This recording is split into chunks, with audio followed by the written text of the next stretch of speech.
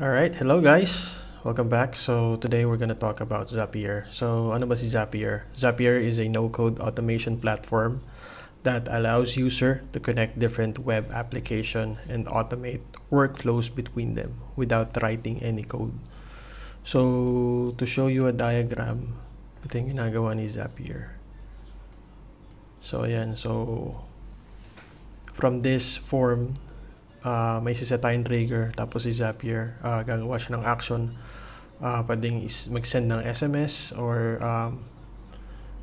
kung ano ba yung action na pwede nyong gawin sa social media or any application.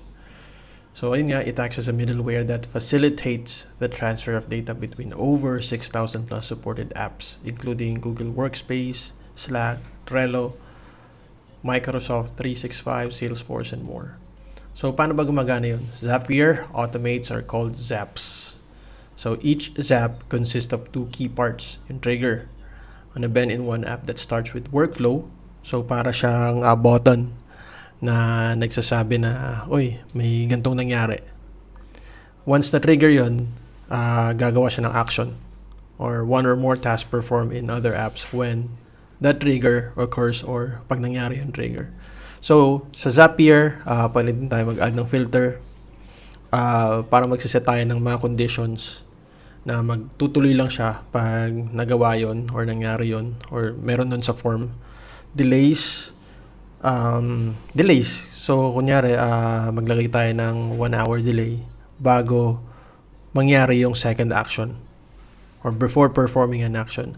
Paths, parang conditional branching siya. Like, yun nga yung kung nagpo-program kayo, para siyang if-else logic. Like, pag ganito yung nangyari, dito siya pupunta. And pag hindi naman, dun siya sa plan B or path B pupunta. Webhooks, pag-usapan natin yan in our next video. So, ayun. So, ayun yung Zapier. So, today, tuturo ko kayo paano gumawa ng account. So, punta lang tayo sa zapier.com. And then, yan, pwede kayo mag-start with an email or ako ginawa ko, start with free Google account. So, pili lang kayo and then pag na-login nyo na, ako meron na akong login dito. So, yan, login lang natin siya. Ginawa ko dito, ito yata.